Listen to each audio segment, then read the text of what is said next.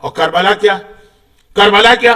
کربلا وہ ہے جہاں پہ ہمارا اختتام ہے، جہاں پہ ہمارا اینڈ ہے، جو ہماری ڈیسٹینی ہے، مکے سے کربلا تک کا ٹریول خالی حسین نے نہیں کیا، پوری انسانیت کو کرنا ہے۔ اور وہ اس طرح سے کہ روایت یہ ہے کہ جب امام زمانہ ظاہر ہوں گے تو آدم کون ہے؟ پہلے معصوم، میں نبی اور امام سب کو ملا کے کہہ رہا ہوں، اور امام زمانہ کون ہے؟ آخری معصوم۔ آدم پہلے معصوم مکے سے بنے، اور وہیں سے انہوں نے اپنی زندگی شروع کی ہے، جنت سے نکل کے وہیں تو بھیجے گئے نا۔ اور آقا حسین سے آگے بڑھیے امام زمانہ تک۔ امام زمانہ جب اپنا جہاد شروع کریں گے تو مکے سے شروع کریں گے نا، لیکن ختم کہاں کریں گے؟ جہاں پہ امام کا جہاد مکمل ہو کے پوری دنیا میں عدل کی حکومت قائم ہو جائے گی۔ حکومت جو قائم ہوگی امام زمانہ کی، وہ پہلے دن قائم نہیں ہوگی، حکومت قائم ہوتے ہوتے وقت لگے گا، لیکن کہاں جا کے فائنل اسٹیج آئے گا کہ اب حکومت قائم ہو، وہ کربلا میں آئے گا۔ روایت یاد ہے آپ کو نا کہ کربلا امام زمانہ ایک ایک کر کے اس دشمنوں کا خاتمہ کرے، سفیانی مارا گیا، دجال بھی مارا گیا، دجال بھی مارا گیا، لیکن ابھی سب سے بڑا جو خطرہ ہے شیطان، وہ زندہ۔ خدا نے اس سے وعدہ کیا تھا وقت معلوم تک کے لیے اجازت دیتا، اب وقت معلوم آ گیا۔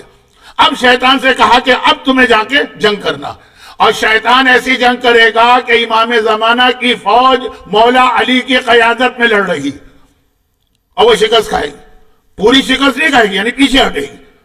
اور یہ جنگ ہو رہی ہے کربلا کے میدان میں شیطان سے، آخری جنگ، کیا کہتے ہیں انگلش میں؟ آرمیگیڈن، وہ جو بھی ہوگا، میری انگلش میں مت جائیے۔ یہ جنگ کربلا کے میدان میں، فرات کے کنارے۔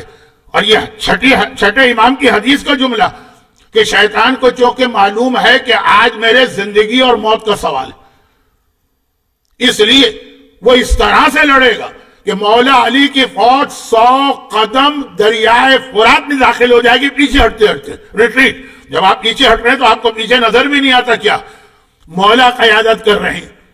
وہ میدان احد میں بھی تو ہوا تھا، لیکن وہاں تو خیر دوسرے ریزن بھی تھے۔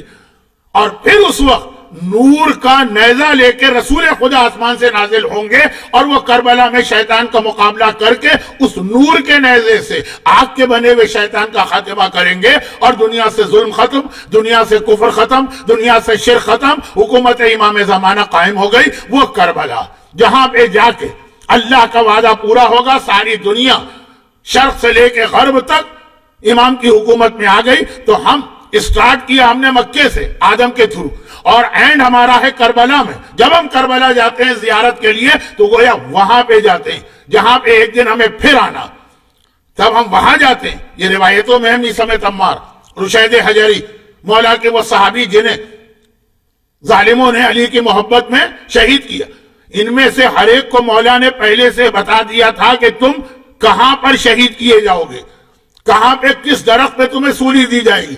حالات میں ہے نا کہ یہ اپنی زندگی میں آتے تھے، اس درخت کی زیارت کرتے تھے، اس کو پانی دیتے تھے، اس درخت کے قریب جس کا مکان تھا اس سے کہتے تھے بھائی ہم تمہارے پڑوسی بننے والے، ہمارا خیال رکھنا۔ اور وہ یہ سمجھتا تھا کہ شاید میثم تمار کو، ویسے واقعہ رشید حجری کا ہے، شاید میثم تمار کو یہاں مکان خریدنے کا ارادہ ہو رہا، مراد ان کی یہ تھی کہ یہاں درخت پہ، تو جس درخت پہ سولی دینا اور جس کے نیچے ان کو دفن ہونا، وہ بار بار آ کے زیارت کرتے ہیں کہ یہ ہے وہ ہماری جگہ جہاں علی کی محبت میں ہمیں پہنچایا جائے گا۔ جب کربلا کوئی جاتا تو دراصل وہاں جاتا جہاں پہ ہر مومن اور مومنہ کو ظہور امام کے بعد پہنچنا ہے، رسول خدا کی قیادت میں جو آخری لشکر ہوگا۔ وہ بات اس کے بعد سن لیجیے، جب امام زمانہ اپنی حکومت اسٹیبلش کریں گے، ابھی میں نے اس لیے بھی آپ کو یاد دلایا کہ ہمیں یہ دعا کرنا ہے، کس کے لیے؟ امام حسین کے لیے۔ کیا دعا کرنا ہے؟ کہ ہم امام زمانہ کی فوج میں شامل، مقصد ہمارا حسین کی خدمت ہے، دعا ہے امام زمانہ۔ اس لیے میں امام زمانہ کا ذکر کر رہا ہوں اور اس کا وہی پہلو لے رہا ہوں جس کا تعلق حسین سے۔ جب امام زمانہ حکومت قائم کر لیں گے تو روایت میں یہ ہے کہ ان کا آفس ہوگا مسجد کوفہ میں، اور ان کا خزانہ، فائنانس منسٹری، وہ ہوگی مسجد سہلا میں، اور ان کی نمازیں اور ان کی عبادت نجف اشرف میں مولا کے روضے میں ہوگی، اور رات کو وہ سونے کے لیے کربلا جایا کریں گے۔ کربلا امام زمانہ کی خوابگاہ، کربلا امام زمانہ کا بیڈ روم ہے جب تک کہ امام زمانہ شہید نہیں ہوتے۔ کربلا وہ جگہ